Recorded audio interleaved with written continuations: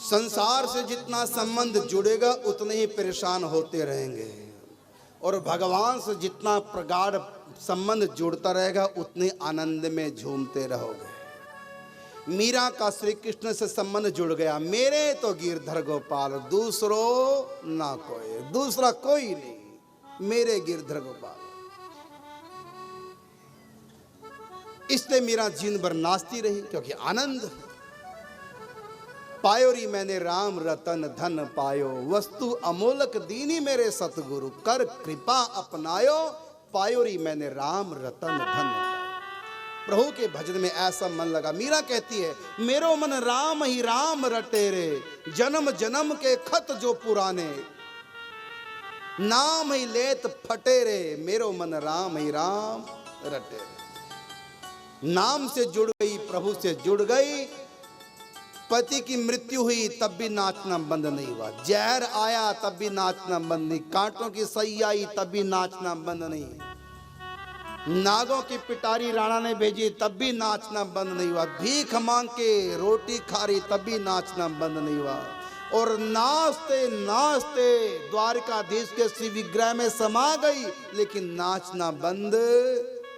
नाचत नूपुर बांध के गावत लेकर तार, और देखत ही हरि में मिली, और तीर्ण सम तजो संसार। मीरा निज में लीन किए, नटवर नंद किशोर, जग प्रतीत हित नाथ मुख रहो चुनरी छोर। भगवान श्री कृष्ण जिसको पकड़ लेते हैं फिर छोड़ते नहीं, क्योंकि ऐसा वैसा मुझको कोई जचता नहीं, और जच गया तो फिर मुझसे बचता नहीं। जिसको अपना लेते हैं, लेकिन किसको अपनाते हैं? जो भगवान को अपनाता है। भगवान के प्रति जिसके मन में मेरेपन का संबंध जुड़ गया, फिर उसके लिए विष भी अमृत हो जाता है, उसके लिए कांटे भी फूल हो जाते हैं। भव सागर को पार करना गऊ के खुर के गड्ढे के समान उसके लिए हो जाता है, अग्नि उसके लिए शीतल हो जाती है। गरल सुधा रिपु कर ही मिताई, गोपद सिंधु अनल शीतलाई। क्यों? जो तेरे सहारे रहते हैं, हर बात निराली है उनकी, हर रोज दशहरा है उनका, हर रात दिवाली है उनकी।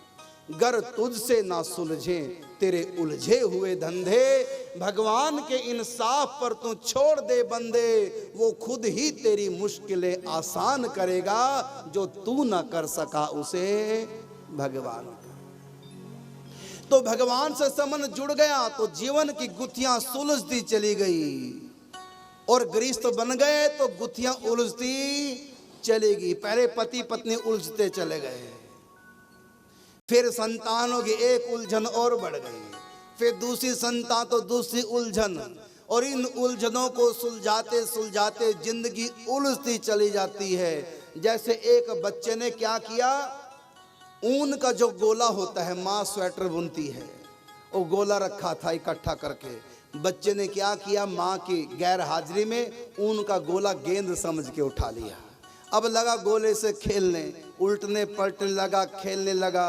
वो ऊन का गोला जो जो घूमता जाए, त्यों त्यों धागा उसका उधड़ता चला जाए, धागा उधड़ने लगा, उंगलियों में फंस गया। वो जितना सुलझाता गया उतना ही धागा उलझता चला गया, और अंत में पूरा हाथ जकड़ा गया ऊन के धागे में, गले में फंस गया, सब जगह धागा फंस गया। अब लगा रोने। गेंद समझ करके खेल रहा था, लेकिन उस गेंद ने क्या किया, जो जो खेलता गया धागा उधरता चला गया, उसका अंग प्रत्यंग फंसता चला गया, अंत में जकड़ा गया। अब लगा रोने। अब पुकार सुनकर माई देखा, अरे नपूते तुमने क्या कर दिया, गोला भी खराब कर दिया, स्वयं फंस गया, ये क्यों किया? बस ये गृहस्थ क्या है, ये ऊन का गोला है, और तुम लोग बच्चे हो, खेलना चाहते हो गृहस्थी के सुख, और जो जो खेलते गए ये गोला का ऊन उधड़ती चली गई, धागे बिखरते चले गए, और तुम फंस के चले गए। अब तो ऐसे फंस गए, हम कहते हैं चलो 84 कोस की परिक्रमा में, लेकिन कैसे जाएं महाराज? चले तो जाएं, मगर महाराज बुरी तरह से फंसे हैं, क्या करें? जैसे वसुदेव जी शादी के पहले दिन ही फंस गए। अभी डोली की विदाई हो रही थी, महल में जाएंगे, संसार के सुख भोगेंगे, और कंस ने क्या किया, जेल में डाल दिया। गृहस्थ एक जेल है, लेकिन वो भाग्यशाली है जिनका संबंध सत्संग से जुड़ गया, कथा से जुड़ गया। गृहस्थ बने तो सुखी होने के लिए। एक बच्चे को खेलने के लिए पापा ने चलाने के लिए 3 पहिए वाली छोटी सी साइकिल दे दी, छोटा सा खिलौना समझो, छोटी सी साइकिल। बच्चा बैठ गया, खेलने लगा। मम्मी पापा थोड़ा अलग हो गए, बच्चा खेल रहा है, चला रहा है, पलट गई गाड़ी। वो खिलौने वाली साइकिल उसके ऊपर और सब नीचे दब गया। अब लगा रोने। अब किस लिए साइकिल दी थी कि साइकिल के ऊपर चढ़े, हो गया उल्टा, वो साइकिल उसके ऊपर चढ़ गई, दब गया, लगा रोने। शराफत को सरे आफत, माँ बाप की शराफती जो साइकिल दे दिया, उन्होंने तो अच्छा ही किया था, लेकिन वो सरे आफत हो गया। वो शराफत भी सरे आफत हो गया बच्चे के लिए, क्योंकि साइकिल गलत चला दी, गिर गया, वो नीचे, साइकिल ऊपर, दब गया साइकिल के नीचे। दी थी साइकिल इसलिए कि तू साइकिल के ऊपर सवार हो, लेकिन उल्टा हो गया, साइकिल उसके ऊपर सवार हो गई। गृहस्थ में तुम इसलिए हुए थे सवारी करनी है गृहस्थ की, लेकिन हो गया क्या, गृहस्थी हमारे ऊपर सवार हो गई, हावी हो गई, टेंशन में आ गई।